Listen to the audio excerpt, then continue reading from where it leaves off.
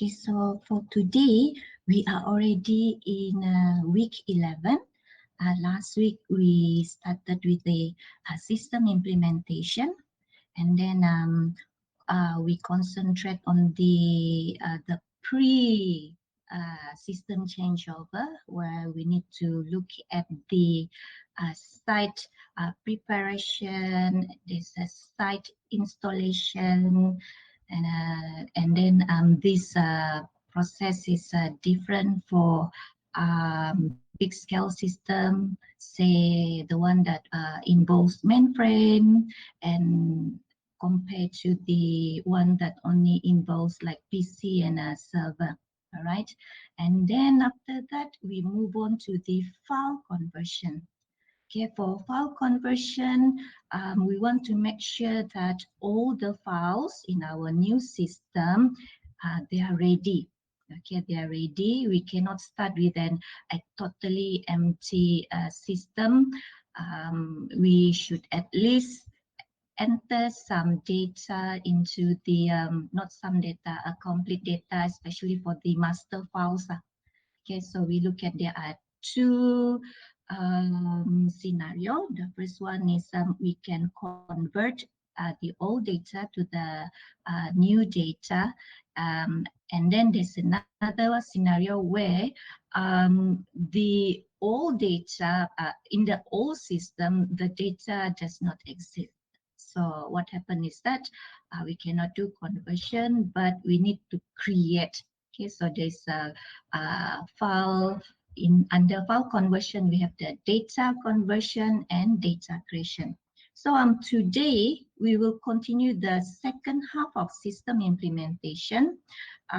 Two things that we cover today is, I would say, quite popular question for SAD assessment for any system analysis and design courses. Require students to know what are the various types of training available, means the method, and also for system changeover, there are 4 method of changeover from the old system changeover to the new system that we need to know lah. Okay, as for a tutorial, or you all will answer the this week you all will answer the previous week tutorial. Okay, let's see.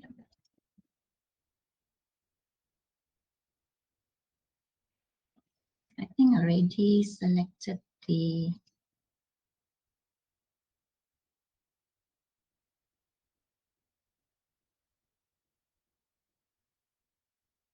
should be tutorial 10.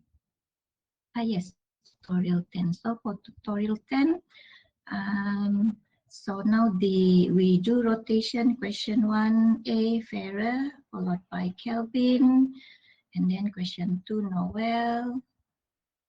Oh, that's it. So meaning we will finish quite fast. So I think we should do like last week. We discussed the tutorial answer, and then I'll let you all do the in-class work first. Okay, then we can save time. So that is for this week. And then I have some questions. Shall I? This one already gave it to you, and already gave the feedback, right? I have 3 more questions. This one is for system development.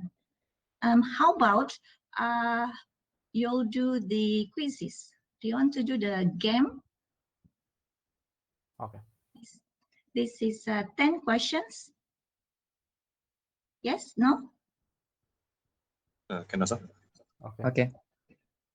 Let's do this after we finish our lecture today, because this is system implementation, covers up to the system changeover.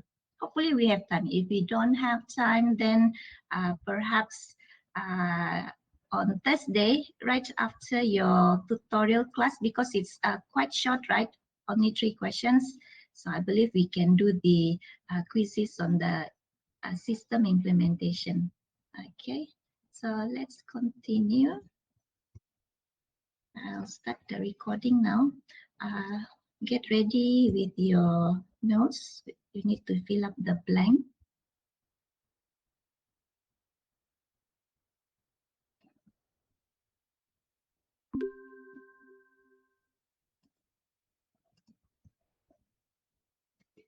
Okay, so here for system implementation part 2, we start with training first, yeah? Okay, for training, we need to know, like as a system analyst, you need to know the how to conduct a training, the methods that you can choose to conduct the training, and so on. Right?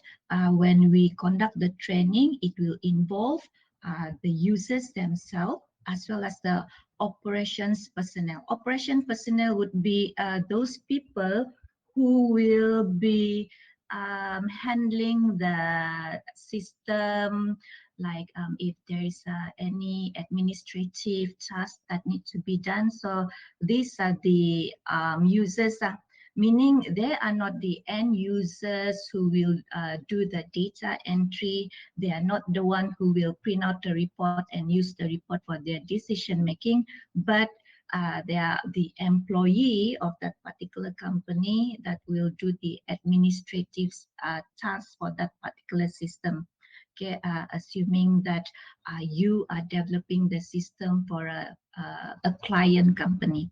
Okay, now no system implementation will be a successful implementation if there's no training, because when we conduct training, uh, we are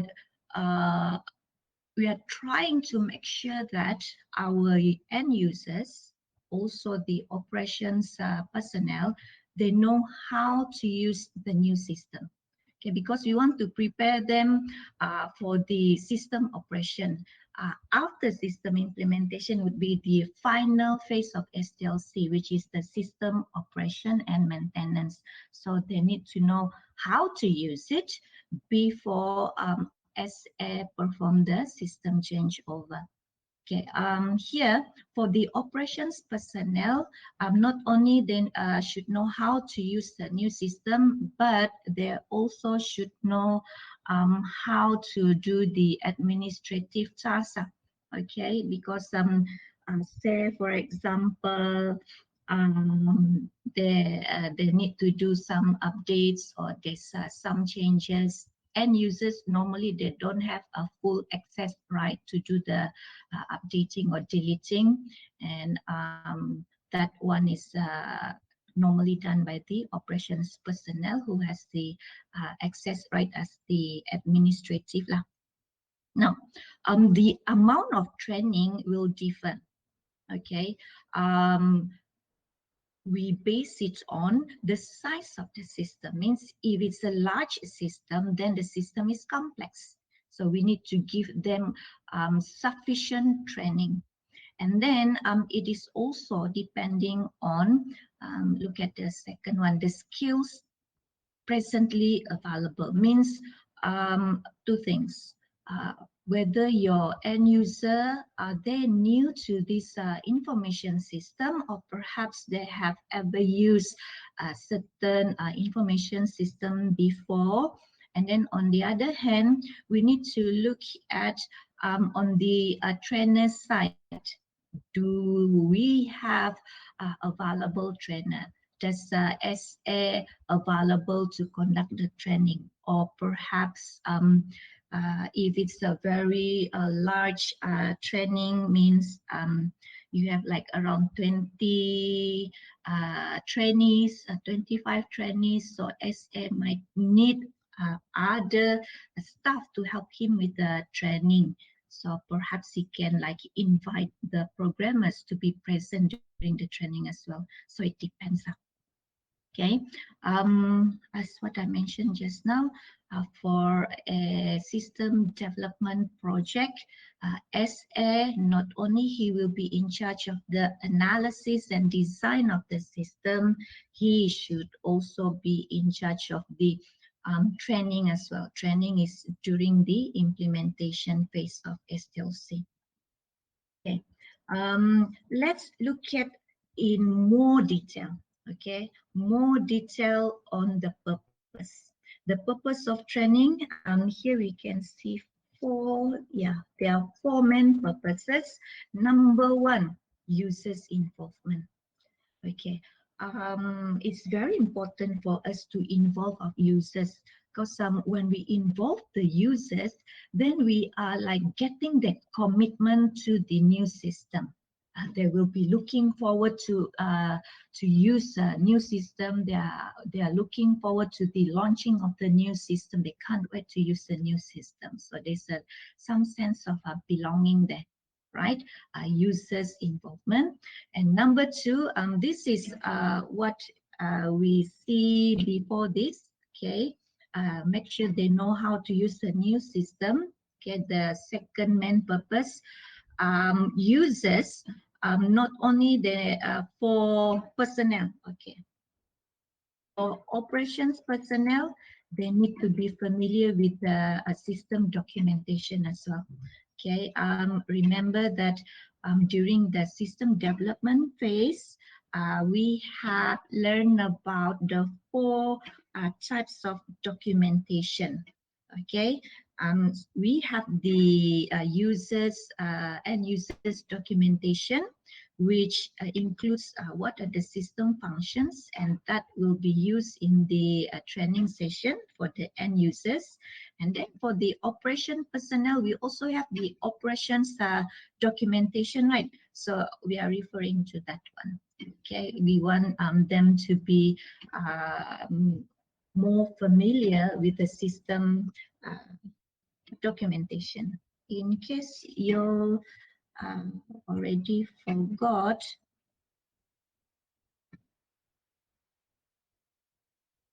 let me go back to our previous slide. One moment. It's good that we can link what we have learned to our current lesson. Okay, so this is the system development chapter 9. The four types. So during the training, then SA will use the end user documentation. Okay, you can see that, teach users how to use the system, or it can also be used for self-training. Later we will see there's a training method called self-training. Okay, and then the second type of operation documentation will be used by the operations group. Okay, they are the one who will be doing the administrative tasks like to operate the system, shutting down or power up the system in case it's not switched on for like 24 hours. Okay, the servers need to restart, something like that, schedule any execution of batch jobs. If there are any batch jobs that need to perform at the end of the month, perhaps monthly backup, because when we do monthly backup, we need to close all the system files, okay, and distribute some printed outputs. So the operation personnel, they need to refer to the documentation for how to set up the system, okay, the authorization, okay, and other things, right? These two will be used in during the training, and the operation group will be referring to this operation documentation when the system is officially in operation as well. Okay, the rest are like program documentation and system documentation. They are used by the software developer lah, okay, for future maintenance and so on. Okay, now let's continue. So that is about getting the users familiarized. The third main purpose would be we want to make sure that our end user, they know what they need to know. Okay, they need to have the skills to handle the task. Therefore, they can take part in the during the implementation. Okay, and then number 4, if you are the SA, how would you feel if like during the training they were using the system? Oh, sir, there's something wrong with the system. I press this one and this message comes out, and then you look at it, oops. How would you feel? During the training session, they spot an error, the user themselves, not you, not the programmers, and not your software tester. How would you feel? Embarrassed. So now let's go back to our system testing. Remember, we have the user acceptance testing. So hopefully during the UAT, when the user they are testing the system using their live data, yeah, right. If there's any error or mistake, then we should rectify it as early as possible. And then during the system testing, when we test the system using valid data, all right, not that it would be nice if we can use live data, right? Okay, and then there's the final, we would say the final hurdle during the training. Okay, during the training, okay, we expect if there's any error up until training lah, because the system is not in operation yet, we can still like do the rectification before we officially launch the new system. Okay, if it is an internal system, means you are the IT department of the company, and you're developing the system for your the company department, should be okay.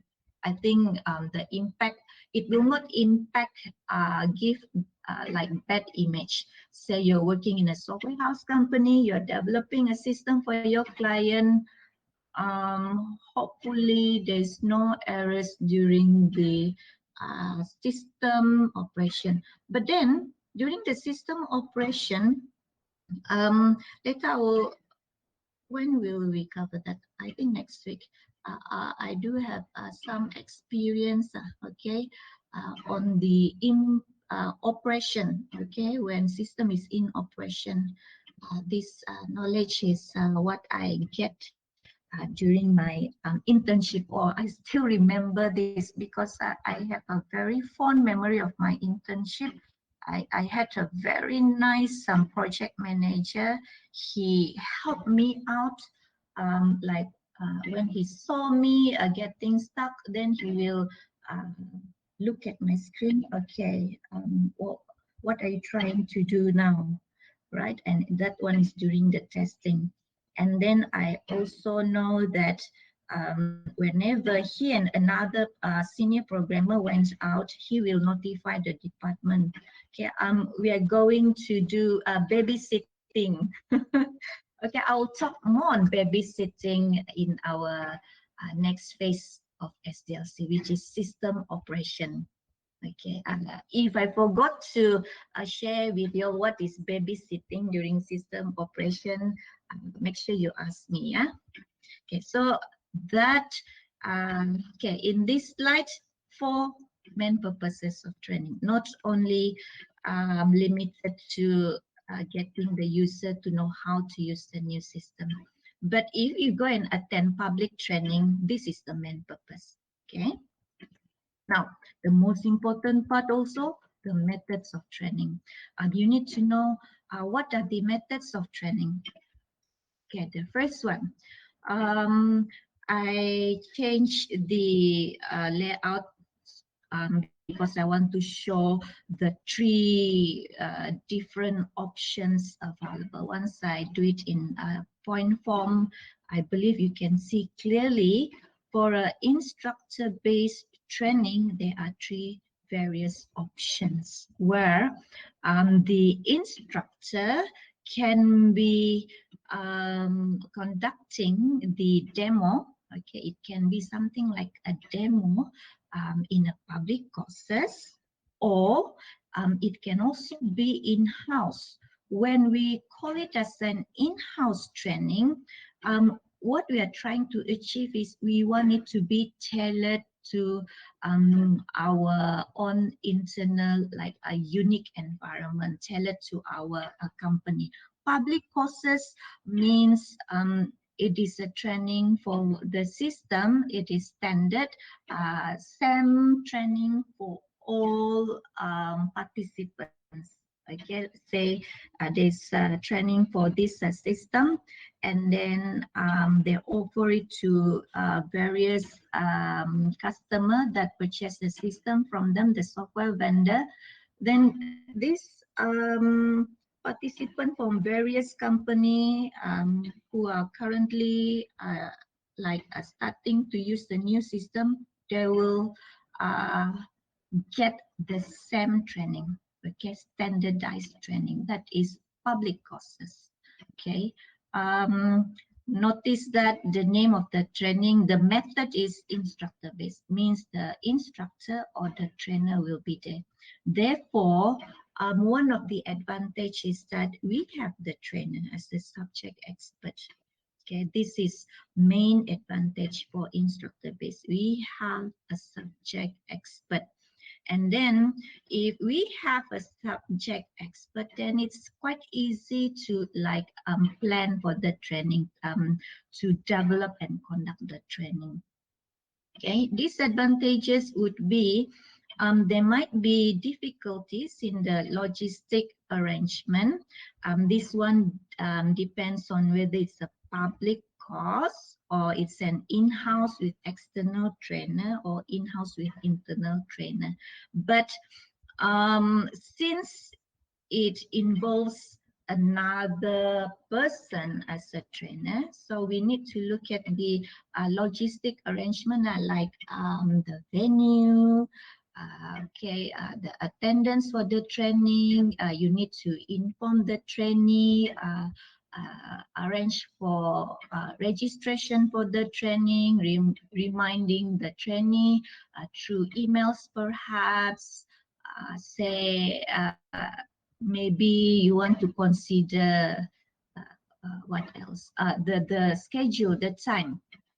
Okay, so need to do some logistic arrangement, and it might end up getting a higher cost if you need to go for frequent training session, meaning say you have this new system for the accounting department, and for the accounting department they have like 20 accounting staff, okay, involving the accounting clerk, accounting executive, accounting manager.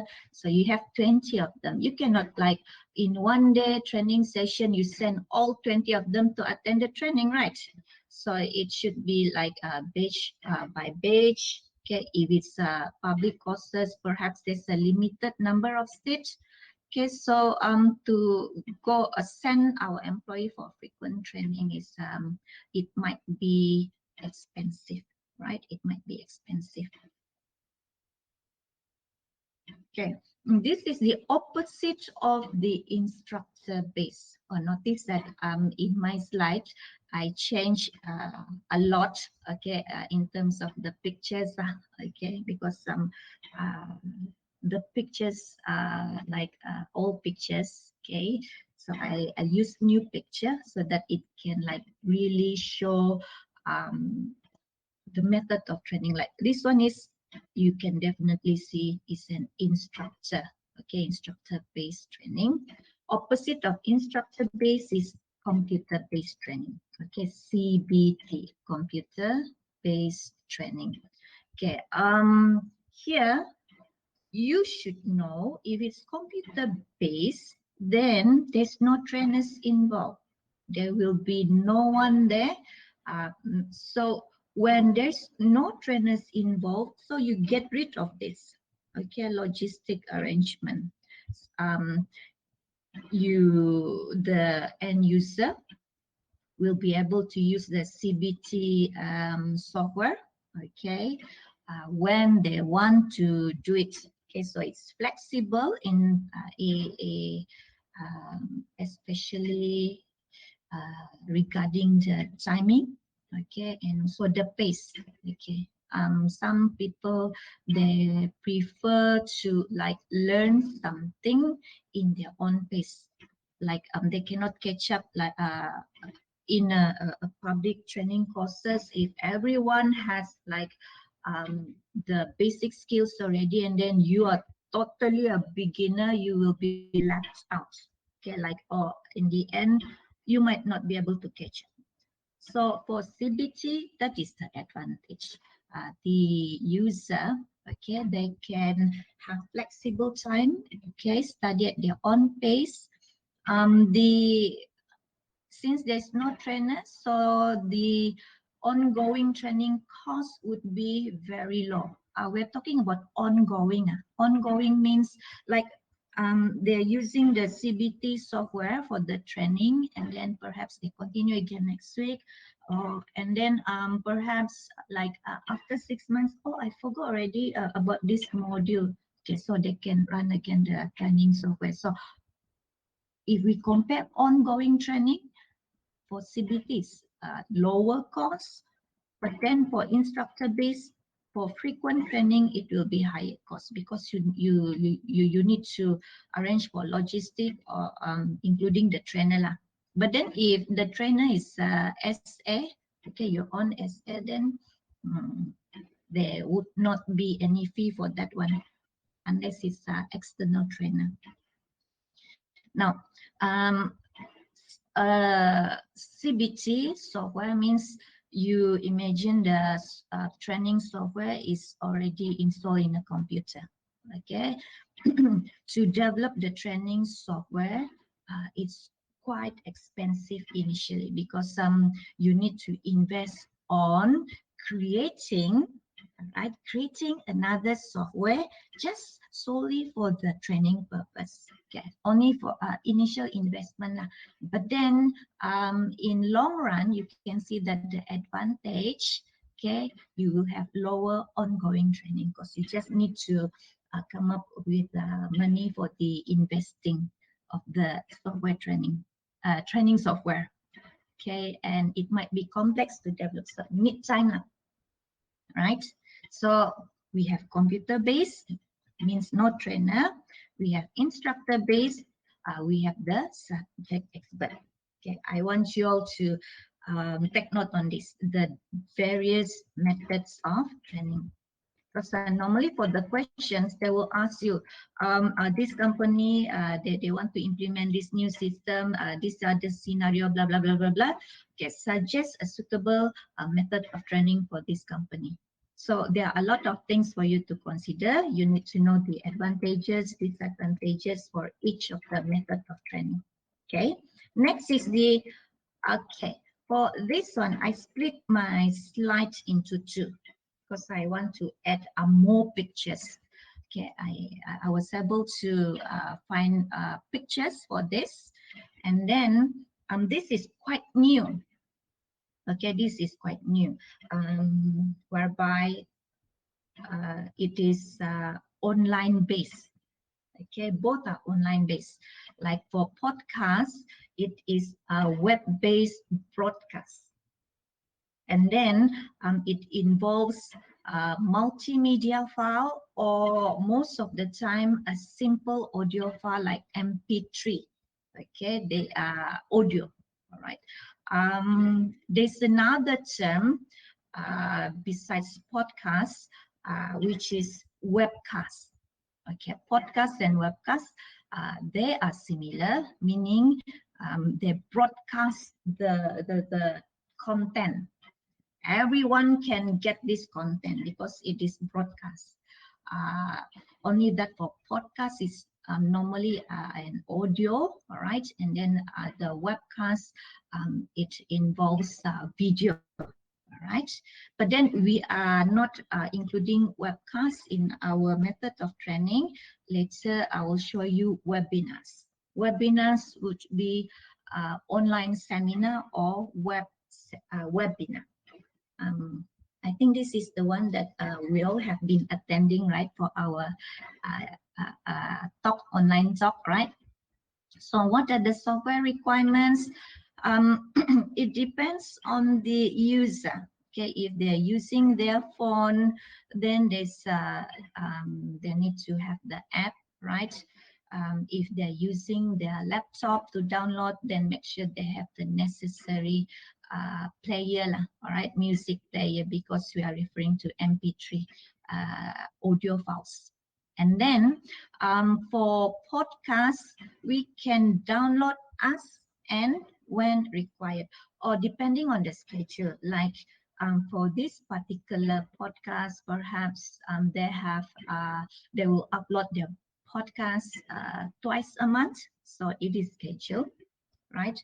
Or perhaps all the podcasts are already available there, and then as the user, you can go and check out and download when you need. So the advantages, number one, the user, they can play the content, the podcast content, using any portable devices. Means they can listen to the training content anywhere, any place, all right, anytime, as long as they have these devices lah, all right. So this is the advantage of podcasts. In your slide, notice that the picture that they're using, yes, is correct, it's a podcast, but then the example is not that relevant. It's about more to religion stuff. So I go and search for example of podcasts relevant to information system, and I found this podcast on a CRM talk. CRM stands for Customer Relationship Management System. Okay, this is an enterprise-wide information system. So you can have a look that for this particular podcast, they list out their available episodes. So they can like download when required, or look at the scheduler, right? And then I click on this link, their list of episodes, and I found one. Okay, their most recent podcast, 11 of March. This is the icon for the podcast. So when I click on it, I'm using my laptop, means I'm using my Chrome browser. So it opened in a new tab. Okay, and then it opened this in a new tab, so I can listen to the audio file. Okay, this is a podcast. And then this option to download also. Okay, direct download .mp3. Okay, how about webinars? Okay, webinars derive from two words, web and seminar. And then for webinars, there are two types. The first one, with instructor. There's an instructor. So we call it as interactive training session. And the other one is the opposite, means there's no instructor. It's non-interactive because it's a pre-recorded webinar session. Okay, so there are two types, right? And then the advantage, similar to the podcast, user can attend the training whenever he or she needs it.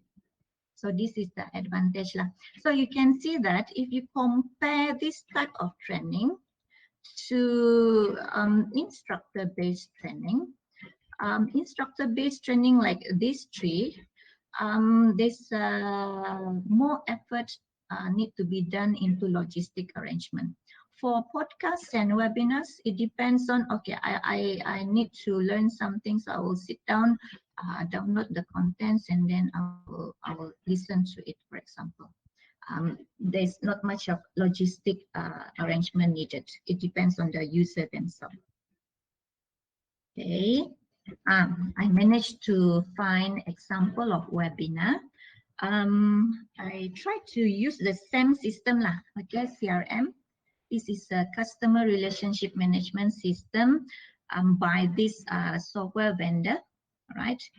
Um, from their website, I can see they offer three types of or three topics, three topics for their training. Because for a CRM, this system, they have three main modules. I call it as SMS, okay, sales, marketing, and service. Uh, um, salespeople, they will use this software when they meet up with their customer, right, to do the marketing activity and so on, right? So you can see here for webinar, the time is already stated. So we would say schedule, all right, schedule, and user, they can just register, right? And then I scroll down, I notice that this vendor, software vendor, they also make their previous sessions available for the people to see lah. Okay, there's a video available, the previous session. So when I click on it, then it will open a window. All right, open a window for me, and I can see their video lah. And I can even view it from YouTube. So this is an example on online seminar. Here, the presenter, the face of the presenter was not shown, but you can see, not see, you can hear their voice narrating the demo session. Okay. Now, so far, what kind of training already we have covered? Okay, let's, because it's too many, normally students they get confused. So let's try this. What do you all remember? Methods of training. How many already? The first one is?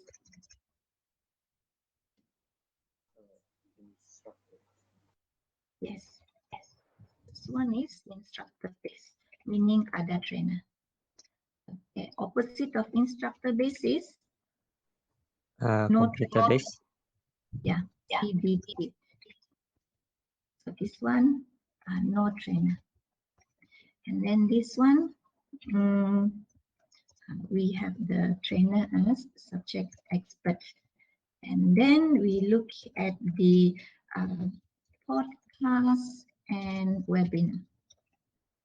So how would we categorize this?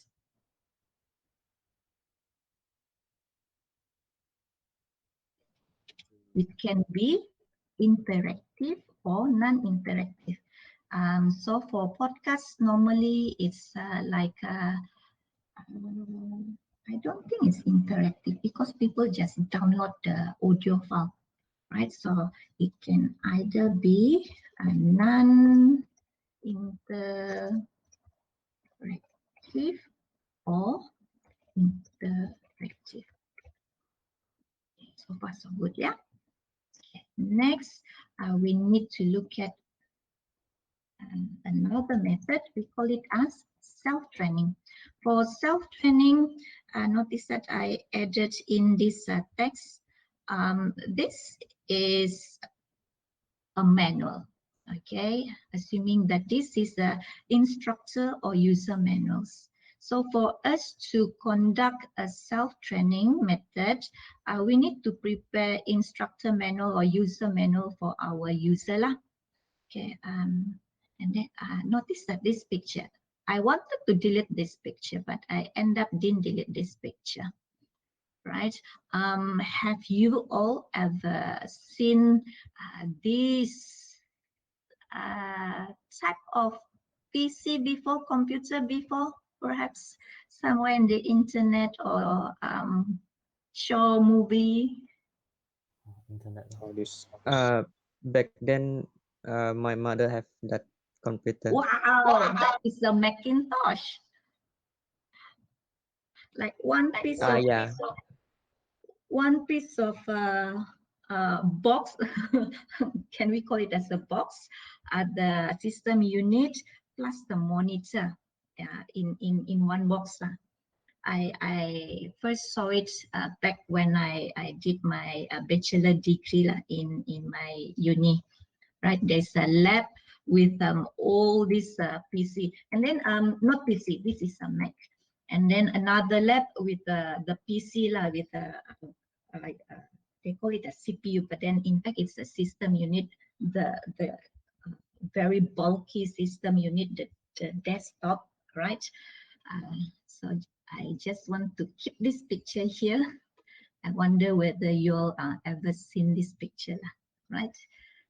Now for self-training, I noticed that I highlighted this. Okay, we need what? Instructor or user manual, because if you look at the description of a self-training, we will give this manual to the users because they themselves will pick up the skills or knowledge about the system on their own. Okay, so assuming that this is a manual, okay, and then the user, right, they will have the system already installed in their PC, so they will try to use the system by referring to the manual. So we call this as self-training. Okay, we call it as self-training. So the advantage, here we will say the investment is low, right? Low initial investment, because to prepare this user manual, they might we are not using any software. We just need to in a document, print it out, perhaps ready as a booklet or as a file, right? Quite easy to develop the manuals and less logistic requirement. That's the reason, because it depends on the user. There's no need to arrange for venue, a schedule of training, like other logistic stuff. There's no need, less logistic requirement. But then notice that if you get the user to learn on their own, it might not be effective, even though this is cheaper. I would say, yeah, cheaper method of training. It might not be effective because there's no way for us to really control the completion of the training. Then if you are the SA, then you need to your own department okay, in the company. Or have you completed the training on this system? Next month we will be launching the new system. You cannot control that. If you compare this with the CBT just now, for CBT,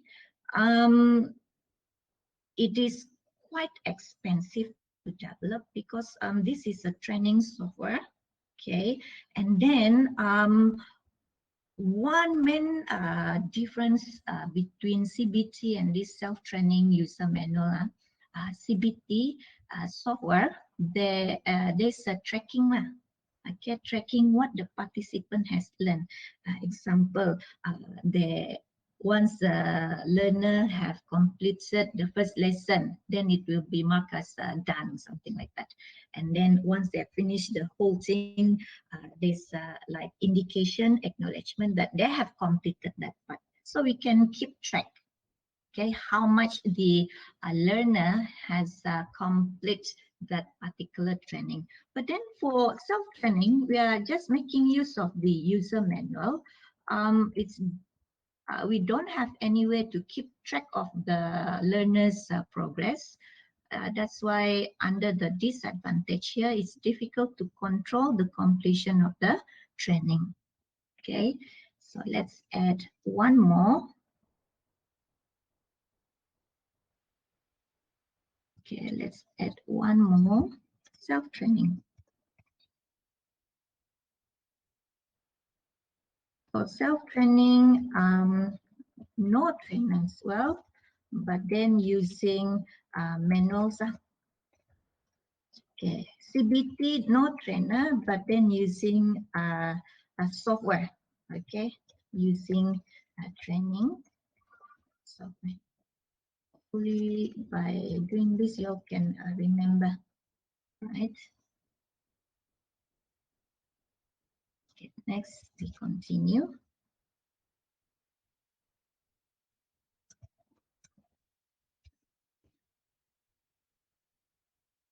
Okay.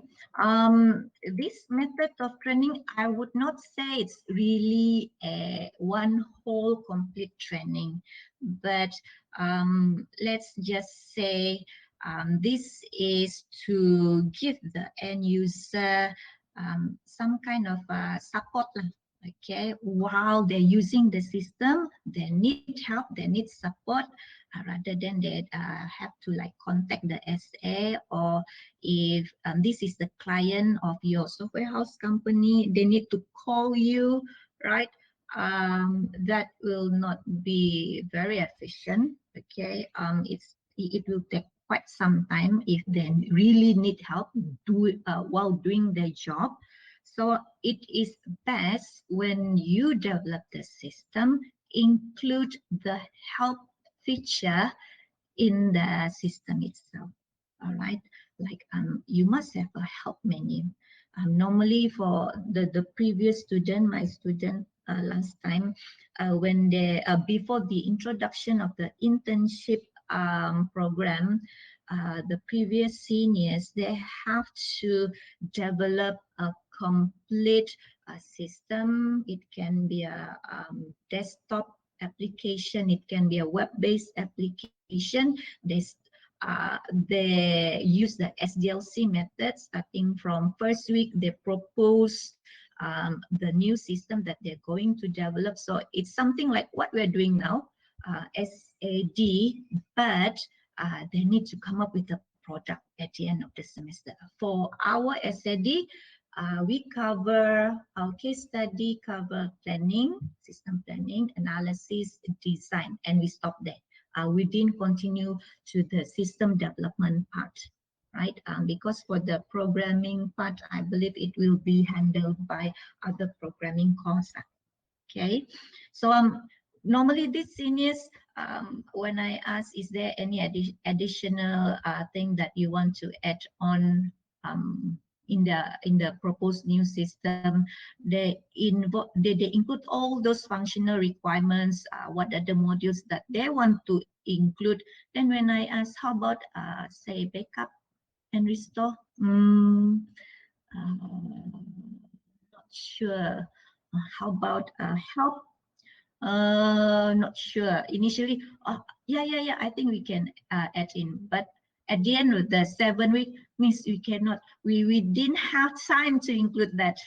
So it's just a student final year project, but it would be nice if all these are included, because you can see that to like supplement the training that the user have attended. Okay, imagine now we are in the last phase of the life cycle, which is we are in the system operation phase. During the system operation, what if they cannot recall what the things that they covered during the system training in the system implementation phase of the SDLC? They cannot recall. So this is where this thing here will really contribute. So we call it as on-demand training. But then if this is included in the system requirement, I believe it will be put into the final system.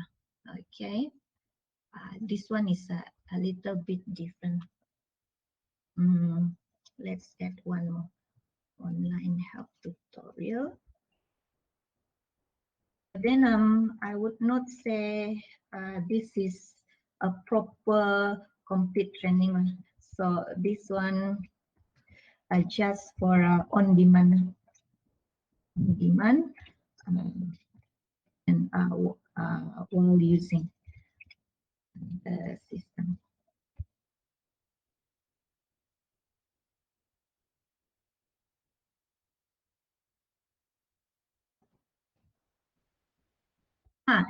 This is another method of training where we use case studies and exercises.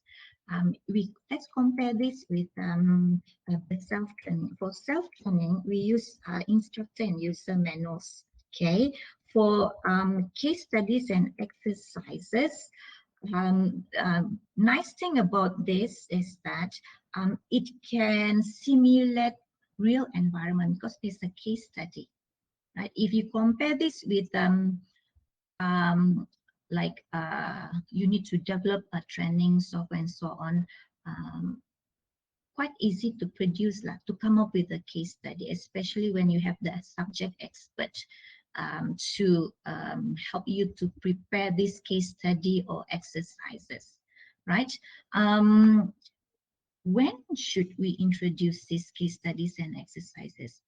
Okay, when there's a CBT, meaning in the CBT, computer-based training software, this one, the training software itself has a case study that and also exercises that the learner needs to complete in order to complete the whole training module.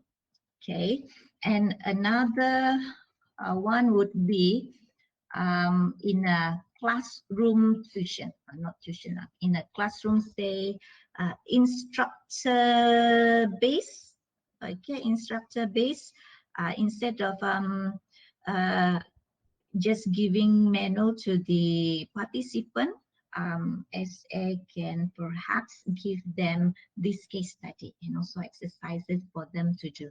This is better, just like our practical class, okay, a bit similar. You will be given a scenario and then you need to do it. One thing that I want to highlight here, since it simulates the real environment, then the user will understand exactly how the new software will work. Okay, I have one example here for accounting. Accounting system, there are quite a lot of accounting system out there. All right, software vendor for accounting system, and for this I pick UBS accounting. Okay, notice that in their user guide, they teach the user, okay, this is what, okay, what you need to enter, and the next page there's the exercise. So you need to key in this with this code, right? After they key in this, go to the next lesson, right? For accounting system, you must have the COA, chart of account, means for this particular account, this is the account number. So you need to register this first, something like a master file, right? And then add in the debtors. Add in the debtors. Okay, to add in the debtors, these are the steps. And then there's some exercises here. Okay, now add in these 3 debtors into the system. Okay, and then the next lesson, add creditors. So these are the steps with the numbers shown here, right? Can see that every lesson has some kind of exercise. Now, after they learn all this, say to summarize what they have tried out in the exercises, then there's a case study. Okay, for example, this is in their user guide, yeah.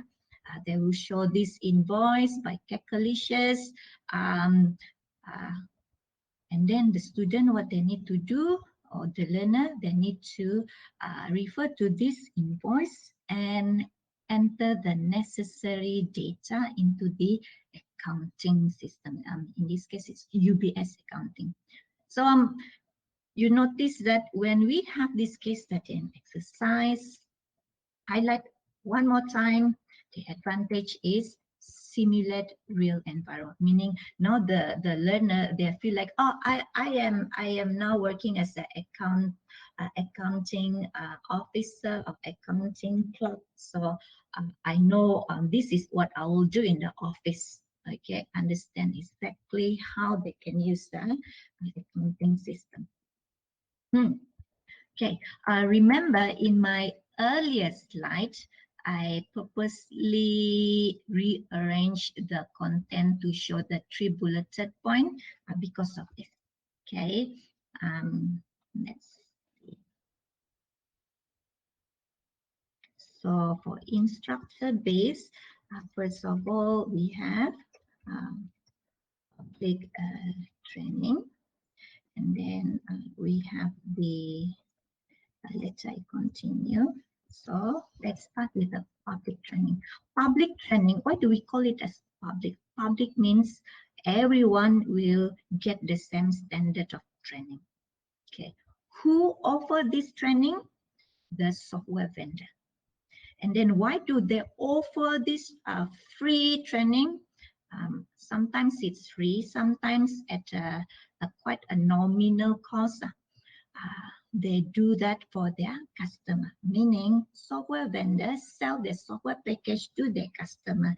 So for something like a good service, okay, you can attend our training for free, or our training costs like 600, but then since you are our client, our customer, so you get to attend this training for with a discount, right? So this is public training offered by software vendor. It's at the vendor's office or location, and they will have their own experienced trainer.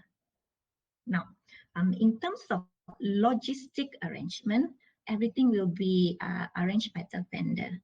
Setting up of the PC, all right, in the PC, all the softwares have been installed, like the rooms, if it's in their office, then it will be arranged by them. Contacting trainee lah, okay, trainee. I'm not sure whether they need to like invite external trainer, but they should have their own experienced trainer and so on. Okay, let's go back to the first slide here, instructor base. I want to show you the overview. Under instructor base, we have these public courses, in-house, where it can be external trainer or internal trainer. Now, look at the disadvantages. There's some kind of difficulties in the logistic arrangement, but it depends on the options. Okay, the either one of these options, and the cost would also depend on either one of these options. Okay, just want to remind you all. Let me copy this. Okay, slide 19. Where is my slide 19? Back to slide 19. And let me, okay. So I hope you can see this clearly already. Quite a lot of method of training, right? That's why this is I would say one of the popular question for SAD. I managed to find this example of public course. This time is the name of the accounting system is Mr. Accounting by another software vendor, myself.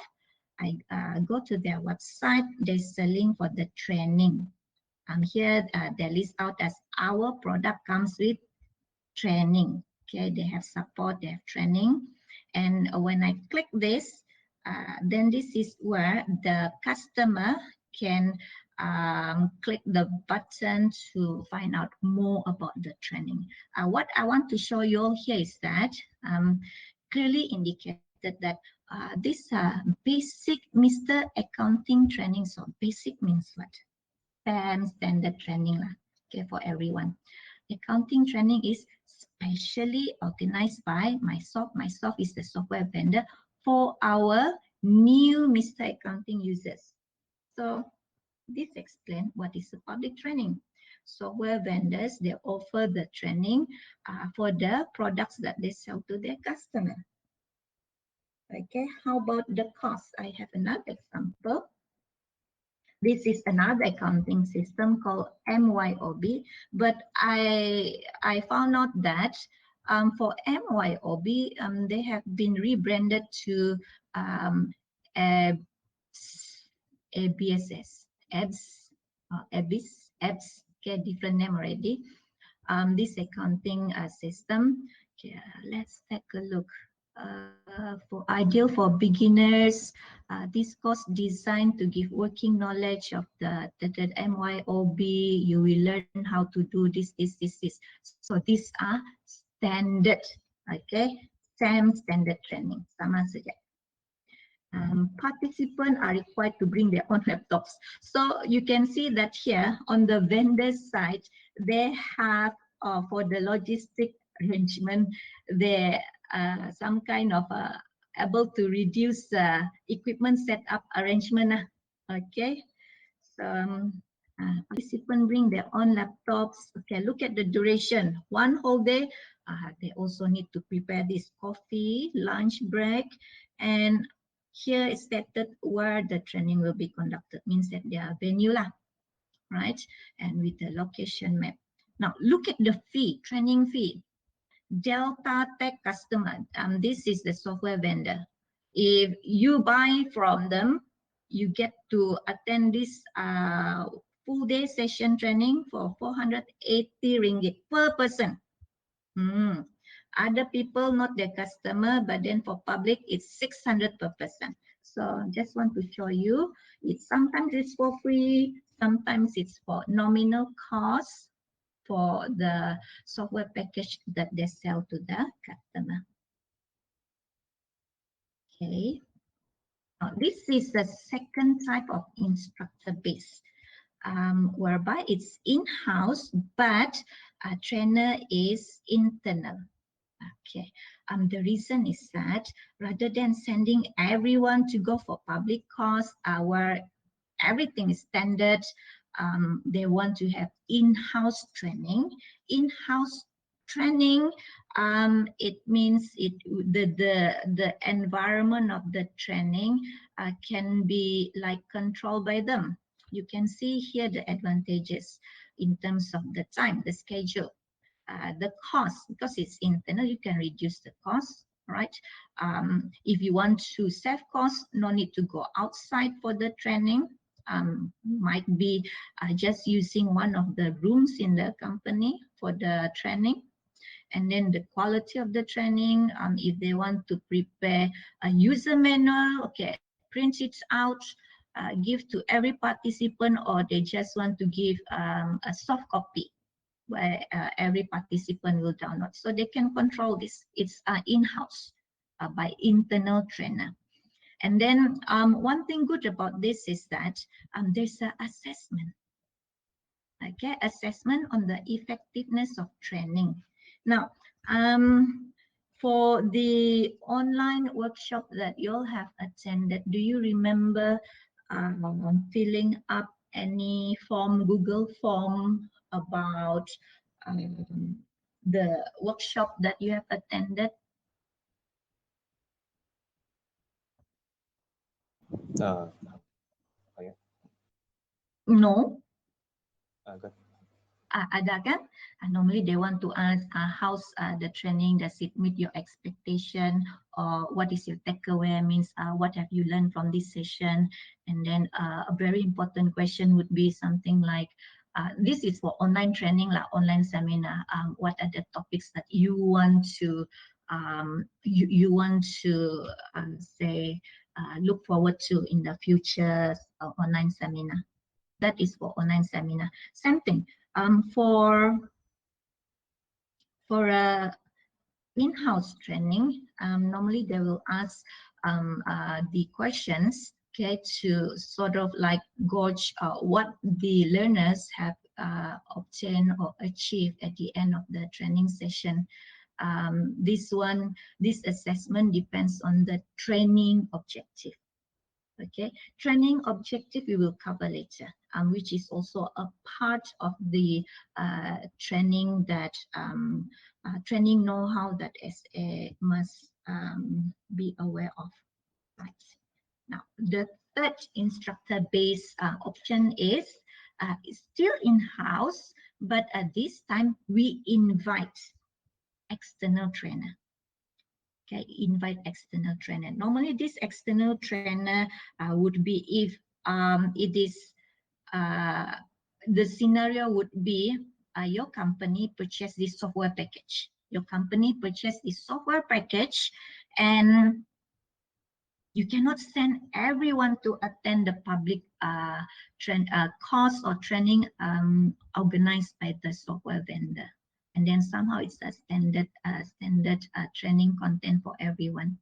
Okay, so sometimes the vendor, they might be able to arrange training classes for their client, especially when the company, their client, they have large number of people.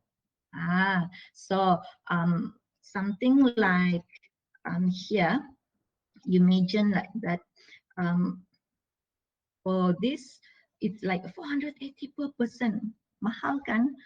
Then why not? Like if you are the IT manager of your company, you want to send your employee for training, then why not get this trainer from this, since you all are purchasing this software for them, get them to come to our office and then do the training. Correct. So the fee would be different. Okay. Trainer here will be the vendor's trainer. That's why it's external trainer. For internal trainer means the company's own in-house trainer. Normally SA lah. Okay, the system analyst himself. Now, look at the advantages. Okay, we compare this with the public training. Public training, same standard training, but in this case, the vendor will tailor the training to suit the client's unique environment. Okay, this is one of the main reasons for choosing this method of training.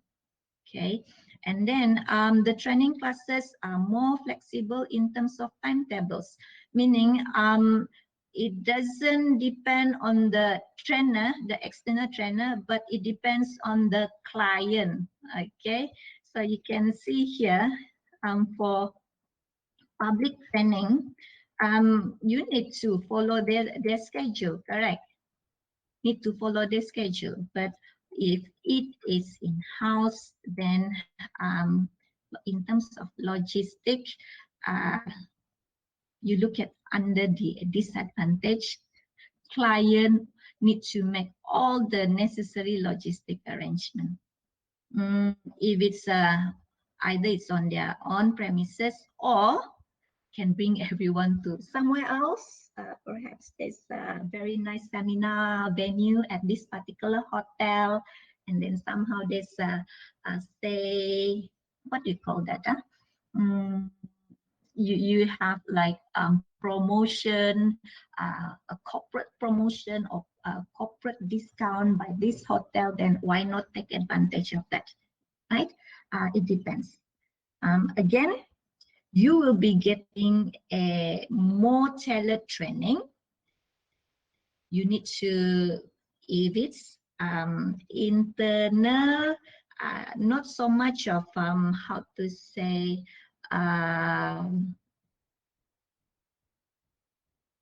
in terms of logistic, it's not mentioned here. What do you think in terms of in-house training, internal trainer? Will the logistic arrangement be difficult or much more easier?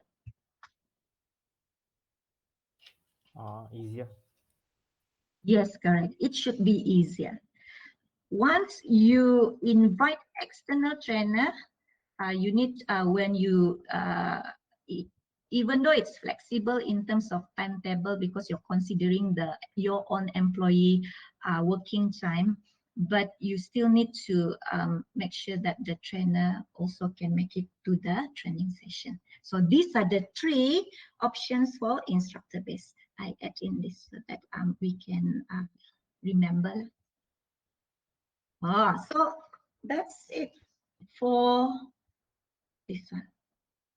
Okay, just to show the overall view. Methods, we have instructor base, we have CBT, we have podcast and seminar, right? And then to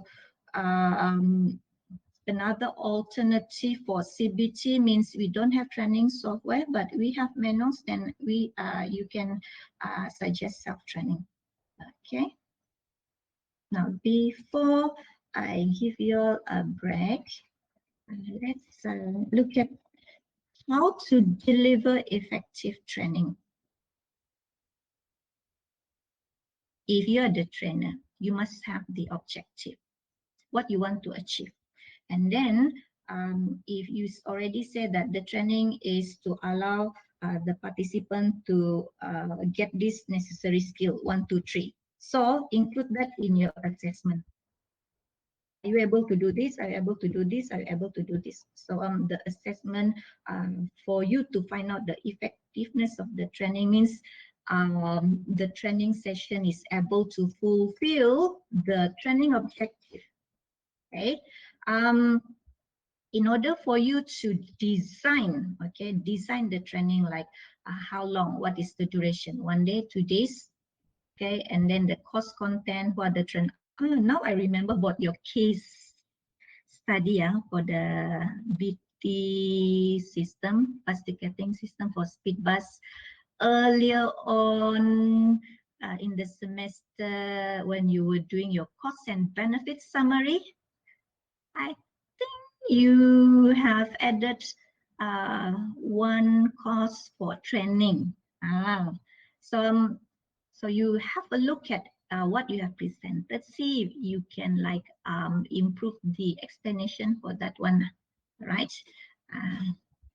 So the course design, the duration, the content, and who will be involved, external, internal, or on SA, right? And when you want to design this, you need to identify what the employee know currently and what they must achieve after at the end of the training session. Okay, so I remember if I attend any training, right, normally the instructor, they will ask you to introduce yourself. Okay, introduce yourself. What is your background and what do you want to achieve in this training? So okay, I'm from Sabah branch. I teach this course before, and I would like to know more about something like that. Okay, for UC Sabah, normally it's much more cheaper for like sending 2 or 1 lecturer training in main campus, and then when that particular lecturer come back, then he or she will teach the other lecturers, provided that they still have the training materials. Okay. To conduct the training, it depends on this methodology. Okay, depends on the methodology here. So need to decide, and different methods of training will have different logistic arrangement. And then another thing, if you want to make your training effective, then you must do assessment. Okay, make sure the learner or participant will be able to at least to do what? Farah, at the end of the training, what should the participant achieve?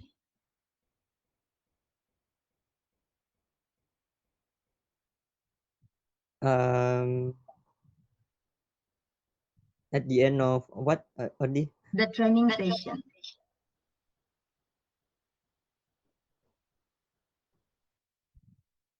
I think um, Say I send you to attend UBS accounting system training. uh-huh. Then So they will be achieve the how to do the accounting. yes, Like that. correct. Okay, let me bring you back to here. That's the main purpose of the training session. Make sure the participant know how to use the new system. Okay, this one. Okay, familiarize with the users with this. The most important purpose. Okay, so that would be how to deliver effective training. A must know for a system analyst, especially when you're going to do in-house training where you are the trainer himself. Okay, I think you can see the exercise question, right? Let's do this quick exercise. I change a little bit by adding in pictures. I got this picture. This is the name of the time attendance system by Time Logics. Now, the scenario is this company, ABC Limited, they purchase, what does purchase means? They purchase a software package, and this is the software vendor for my example. They purchase a new online attendance system using RFID. So imagine that they need to have this employee card with the RFID tag. Now, one approach to training of all the staff in ABC, all the staff. Noel, what is your suggestion?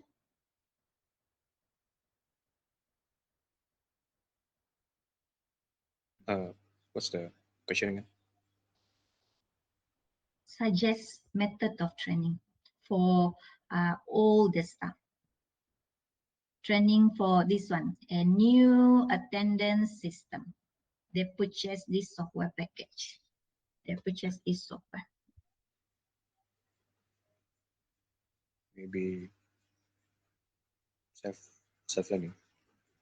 Self-learning, Yeah. because this is the purchase software package, kan? Kelvin, how about you? What's your suggestion? Noel says self-training, Sapaya trainer. Computer. Computer, number 2, CBT. Yeah. What if the software vendor, they don't have the training software? Then CBT cannot be used. CBT can only be used if there's a training software that they can install in their PC lah. Fairer. Use the online help or use the tutorial.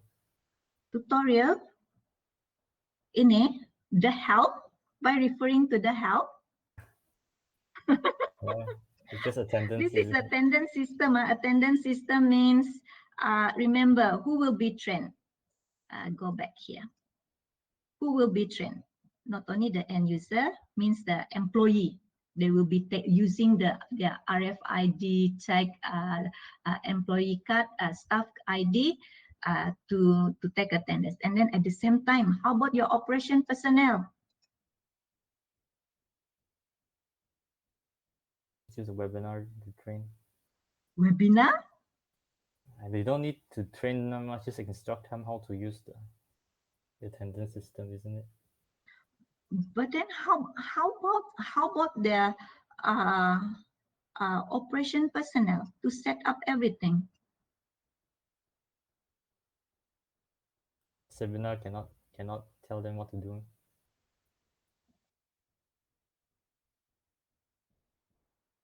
The operation personnel refer to what?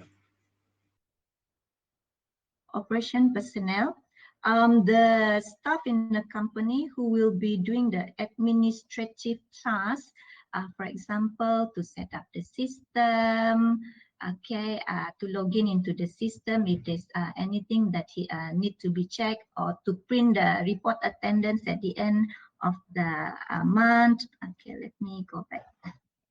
That's why I purposely give you all this screenshot, right? The staff, they just coming into the office, that's it.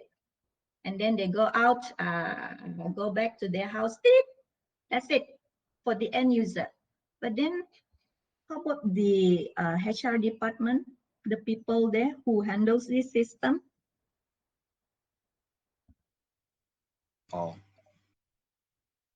Like at the end of the month, there's a summary of the attendance, okay, where to print the attendance report, perhaps how to change the grace period, like if it's like 10 minutes past the supposed time in sign, then they will get let notice, or perhaps they want to change the 10 minutes to 15 minutes, or reduce from 10 minutes to 5 minutes. All those setting, all those setting administrative stuff need to be done by the someone. We call them as operational personnel. So in this case, it might be someone from the HR department.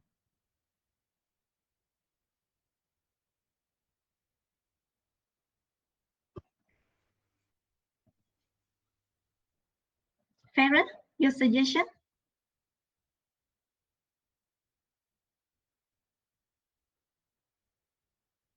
Um, I'm not sure, but from where I see the training, all of the stuff, I think it's instructor based Mm. because like I'm not sure. I still don't know yang Okay. which one yang can relate for like this I attendance highlighted and this all. one, right? Yeah, Ah, the software package. Means we have a package. software vendor. We purchase Oh, this from a software vendor. so is it wait which one?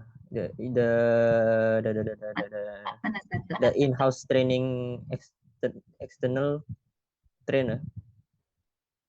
Is that Oh one? ya, boleh. Because if a large number of people need training, for- vendor might be able to arrange training classes like that. Yes, correct.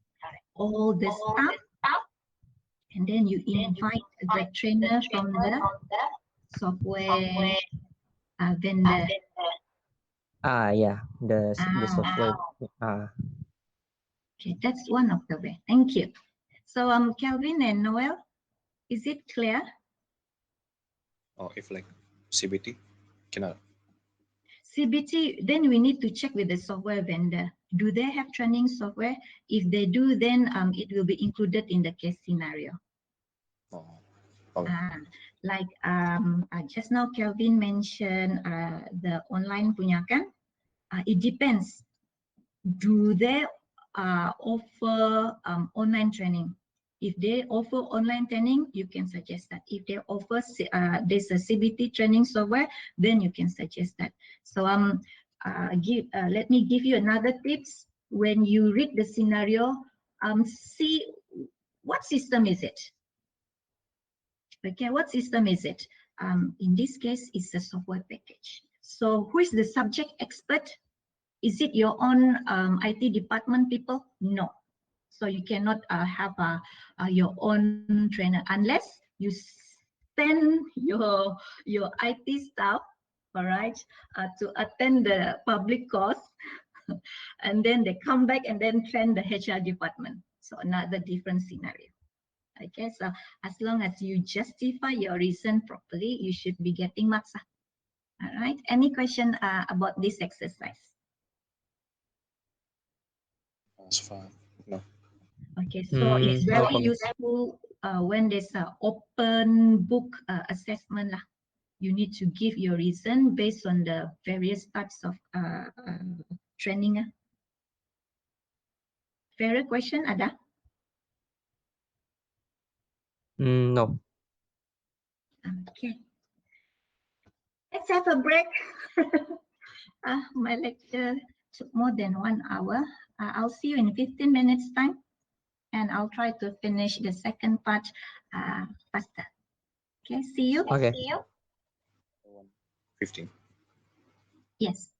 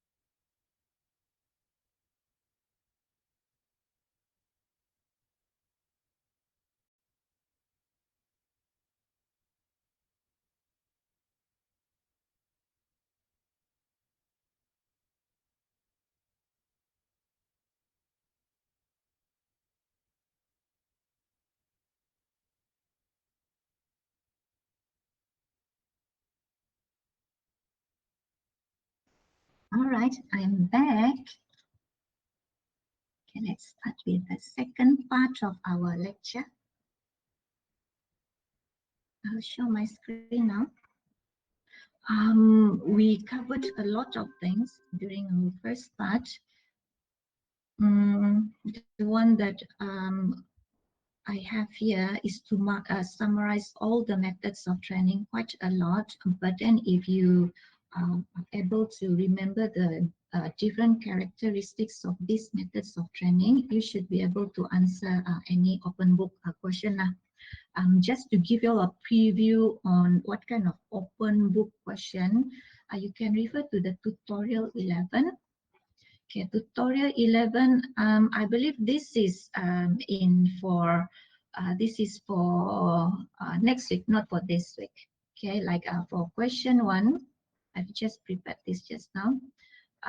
You can refer to the questions and I summarize it so that you can understand the scenario clearly.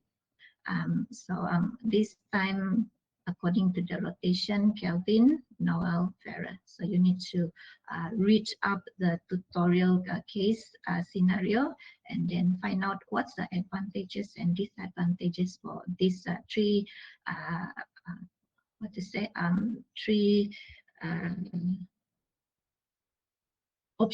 training option. Okay.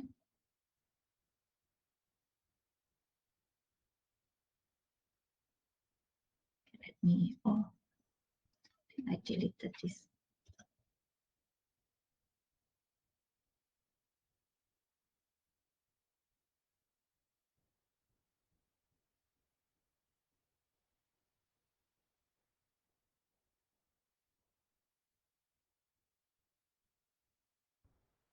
Okay, so let me close this. And we should be able to see it now. Yeah, I prepared for the first one. This is for next week. Now let's continue. I will summarize what we need to know. I don't want to jam your brain with so many things within these 2 hours.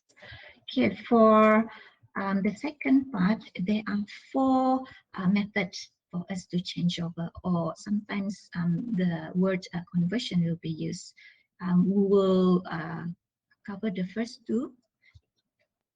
Okay, in this changeover, we call it as parallel run. Now, you need to look at the diagram. Why we call it as parallel? Because the old system, okay, and the new system, during this duration, they are running in parallel. Okay, this is where SA will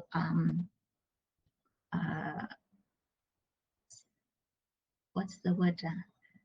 Will introduce a new system. Okay, and then say this is for like 1 month, or perhaps 2 months, or maybe like 3 weeks. Okay, during this duration, what happens is that the employee will use the system, both systems at the same time. Meaning, if they want to enter data, they want to do data entry, they need to enter the data here into the old system, and then at the same time, re-enter the same thing into the new system. So this is parallel run. 2 systems, they are running in parallel. Okay, so the description is given here over certain period. Now, how do SA decide at this particular date they can terminate the old system already and continue with the new system? This is when the output from the new system, it is confirmed that the old system output and the new system output, they are the same. When they can confirm that the new system can perform exactly like what the old system can do. So normally we will use per run when the 2 systems, they are comparable. The reason is that we want to compare the output. Okay, and then if there's any discrepancy, if there's any error, then during this duration, any errors can be corrected. So for a certain period, it means until the new system proved to be satisfactory, means the outputs are the same. Okay, so we terminate or discontinue the old system, and here the new system can take over. So what's the circumstances means when should you suggest parallel run as a SA? Number one, if you are dealing with a very large system, because when a large system fails or crash during the system operation, then the impact of the failure will be very great. Perhaps it will affect the whole company, or it affect the whole department with 50 employees. So if you want to minimize the risk of the system implementation, the system changeover, you might consider parallel run if you have the resources, means you have the manpower, you have the time, you have money. Money because during this period, remember your data entry clerk need to enter data into both systems. What if they cannot finish it in one day? Then you need to pay them overtime, correct? So here, when we have resources, it's a very large system, or when your user, they are not confident with the new system. Okay, they're not confident. And then one thing, you can only use the parallel run if both old and new system we can compare, right? So to summarize from this, these are the advantages. We have the old system as backup in case here during this parallel run, in case all new system it crashes, at least they still have the old system to operate, and their daily operation will not be affected, especially when this is a critical system like a banking system. And then it can promote user confidence, especially when you show to the employee, okay, the output from the new system is similar to the old system, so it promotes confidence, and it's some kind of like consolidate whatever training session that the employee has attended. Now, on the other hand, disadvantages of parallel run is expensive, because you need to run two systems. Okay, and then if the new and old system, they're not comparable, you cannot use it, right? And then even though we managed to reduce the risk, but there is also something that you need to consider. Means, because you are running two systems at the same time, perhaps the employee, they're more prone to the old system. So what does it mean? The new system is not properly conducted. So some of the disadvantages. Now, you compare this with the Big Bang changeover. Why we name it as Big Bang? You look at this cutoff date. If the new system crash the next day after the changeover, bang, everything bang. But then if it's right after the installation, it's okay. But then what happens if it's 1 month after the new system has been implemented and then it crashed, bang, the data perhaps corrupted, it disrupted the operation of the company, right? So that shows the disadvantage of this changeover. But then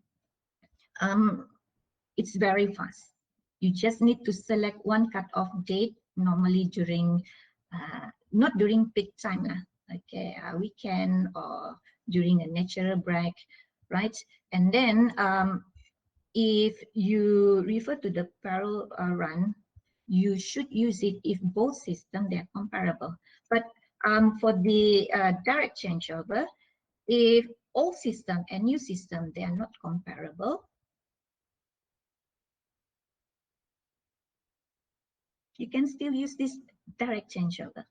The reason is that during this cutoff date, you will no longer use the old system. You're not going to compare any results. Okay. And then I want to highlight this one. When the new system has been thoroughly tested, So we are referring to software package system lah, normally. Okay, the one that is sold by the software vendor. Okay, so as a SA, you should suggest this. If the system is small in size, means the risk failure will only affect, not affect all the organization, but then perhaps some only the user using that particular system. And then you need to make sure that the employee, they are especially the operation personnel, they are experienced with the information system. Okay, a reliable system, what I mentioned just now, software package. Normally software package, they already went through a thorough testing. And then when you don't have enough resources compared to per run, you need to have time, money, manpower. If you don't have that, then why not just do direct changeover? Okay, advantages, flexible. You can select anytime. It is the cheapest. And when the changeover is quite fast, improve the employee morale. And when the implementation is very fast, what happens? Then the user can gain the benefit early. All right, gain benefit early. There are the final method, the phase changeover, is I would say that that implementation is taking a lot of time. Okay, perhaps months before it is fully changed over, right? Okay, disadvantage, there's no old system to as a standby system, very risky. Since everyone must be like, there's no backup system, everything must be organized properly, supervised properly. So a lot of effort needs to be put here, even though the changeover is cheaper, but it might increase the cost in terms of organizing the implementation of this during this cut-off dates. Need comprehensive testing. If it's how to say, if you're developing an in-house software where you develop the system from scratch, then what happens is that you really need to do a comprehensive testing. But then if it's a software package, we just trust the software vendor have a very reliable software package. Okay. And since there's no output to compare, we are not able to find out whether the new system that we're using, there's something wrong with the output or not. Okay, so just to compare direct changeover and also parallel run. Oh, means before the new system, the user know already how to use the new system before the Big Bang. New system, if they attend training, yes. Oh. That's why we conduct the training before the changeover. Okay. Okay, so now question for you all. Refer to our previous scenario, SAM ABC Limited. I changed it a bit. I want to add in some picture. For the employee attendance, the old system is sign attendance on this book, like something like attendance book. When they introduce the new system, they just need to use the card to touch a pad. So according to what you have learned just now, which one is more suitable, direct or parallel run?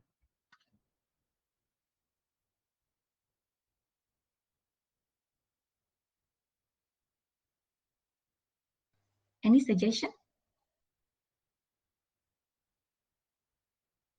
Old system is a manual system.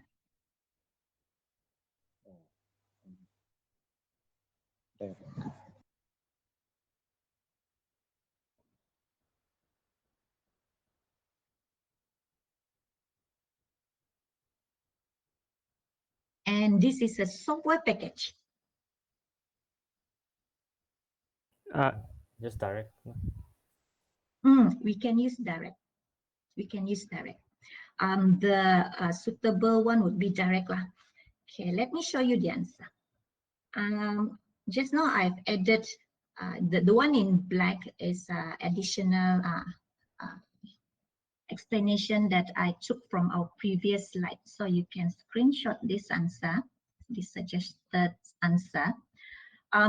If you choose direct changeover, the reason might be you want to go for faster implementation. Faster implementation, you improve the employee morale, right?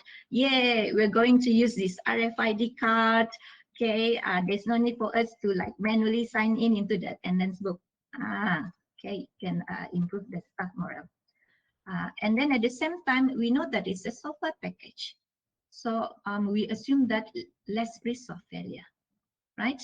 And then there's another reason that I add in here. Old system and the new attendance system, they are not comparable. So why not just use direct changeover?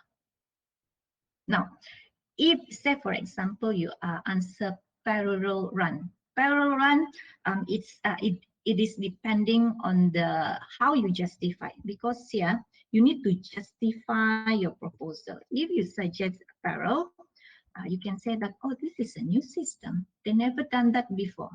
Previously it's a manual. So I add in more explanation. Never done that before. So you want to promote the user confidence. Okay, how easy it is to take the attendance, and for the say the HR department to like log in into the system to do some administrative tasks. Okay, and then the old system for a parallel run, we can make the old system, which is the manual attendance book, as a standby. So you can ask the employee, okay, for this 2 weeks, please sign in on our attendance every day and use your RFID card for the online attendance system as well. So they need to do both. Okay, so parallel run. And then this is assuming that you don't trust the software vendor's product lah. Okay, but normally if it's a software package, you should go for direct changeover. Okay, so you all got the answer already, yeah? Already screenshot? Yeah, already. Yeah. Okay, so a little bit more. I will do this very fast. For pilot run, I will use the diagram here, yeah? From the diagram here, you can suggest pilot run if you want to reduce the risk. You want to reduce the risk, you don't have the money, you don't have the lack of resources, you want to reduce the risk, like you cannot afford to do a big bang approach. Okay, direct cutover. So what you can do in that company, if you have like 5 branches, you pick one branch, they do they implement the new system first. Okay, and then the rest of the 4 branches, they're still using the old system. And then how about the pilot site, the one that use the new system?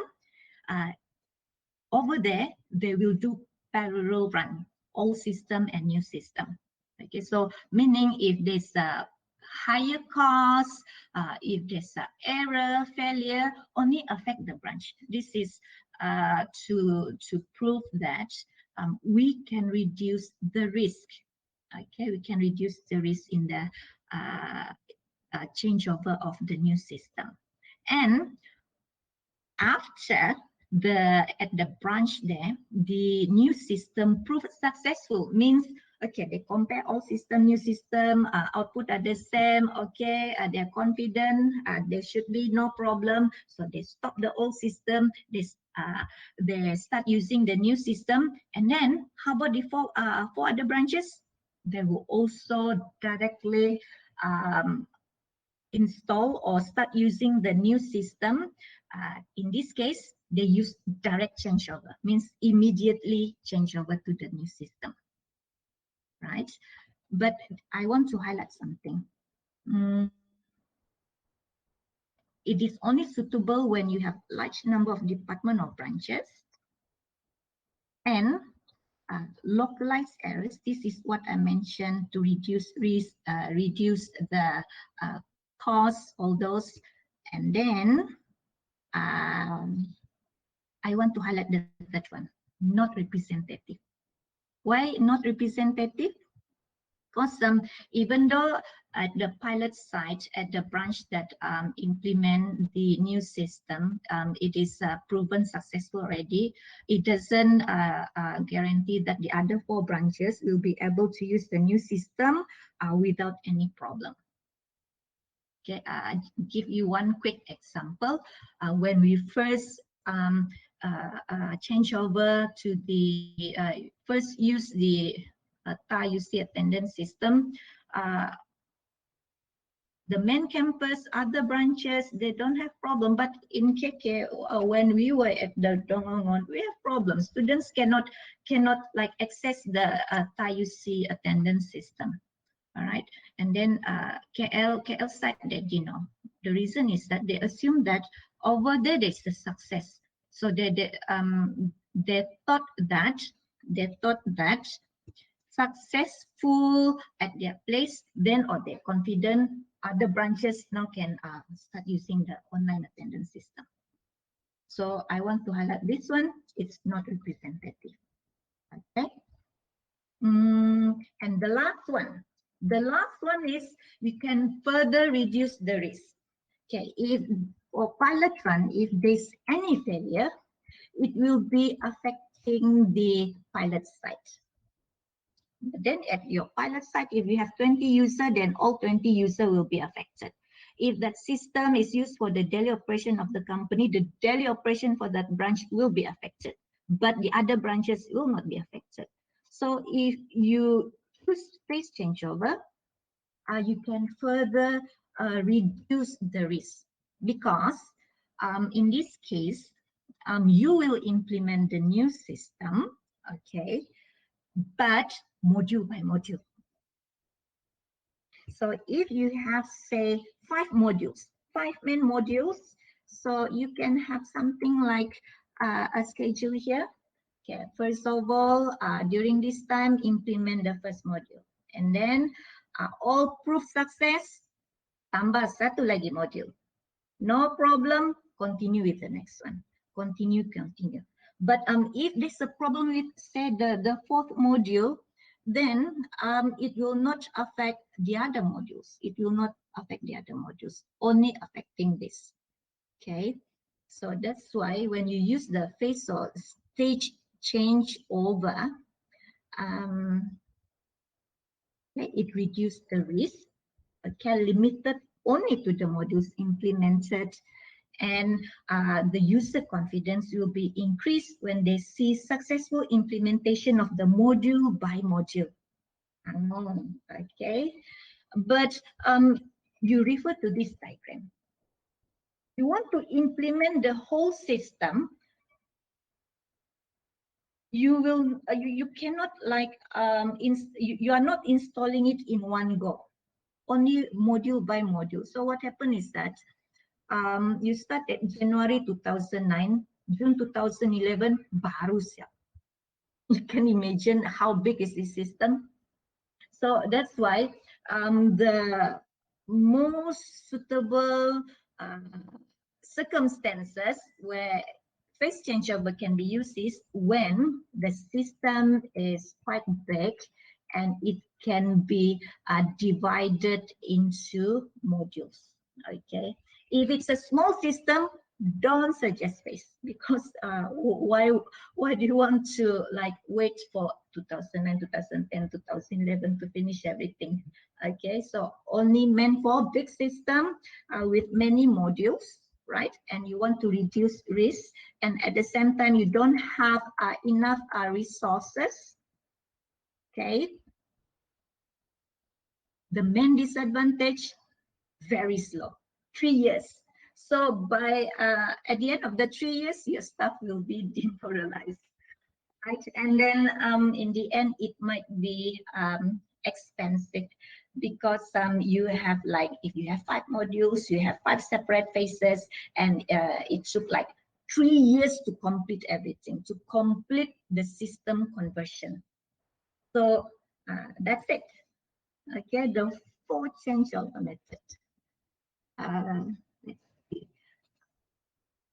There's no question for this, so I think we're done already. Any question about phase changeover or pilot? Quick question from you guys. So the pilot is the one that use the new system. For example, I take TAUC. TAUC, we have KL main campus, we have Sabah branch, Penang, Perak, Pahang, Johor. Okay, and then they want to implement, they want to change over to the online attendance system using the TAUC app. So you can assume that, oh, perhaps they choose the main campus as the pilot site. So only main campus students start taking their attendance using TAUC app, right? So they will wait perhaps 1 semester. Okay, 1 semester, see is there any hiccups, right? Based on the feedback from the management, feedback from the student. Then if everything proves successful, when everything proves successful, then the following semester, then the branches are like instructed. Okay, now your students can convert, can use the TAUC app to take their attendance. So meaning you select one pilot, a pilot site to start using the new system. Okay, and then the rest of the branches, they're still using the old system. So that is a pilot site. So if the system crash, for example, during the implementation, then only the KL students cannot take the attendance or something like that. And then during the pilot run, then they will put in more effort. They will put in more effort on the success of the attendance system at the pilot site, because to fix any errors, because they want to prove that it's successful first before asking the other branches to start using the new system. Does that answer your question? Yeah. Okay. So if there's no other question, then that's all for today. I'll see you on Thursday. Bye-bye. Okay, Miss. Thank Thank you. you. Welcome.